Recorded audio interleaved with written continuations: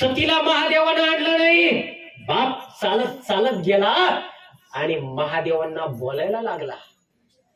तुम्हाला काही कळतं का नाही? कुठल्याही कार्यक्रमाला बिगर बायकोचं जाऊ नये, सपत्नीक जावं हे शास्त्र सांगतं.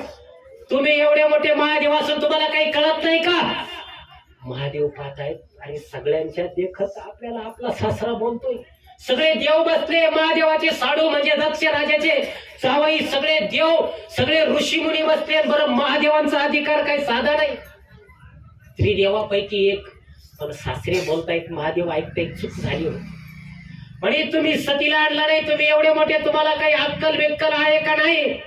खूप लाघन ते बोलले. महादेवांना वाटलं आपण यांच्या लेकीला नाही आणलं, बापाचा राग आहे, ठीक आहे, ऐकून घेतलं. पण दक्ष राजा एवढ्यावर थांबले नाही. माता मावल्यांनो,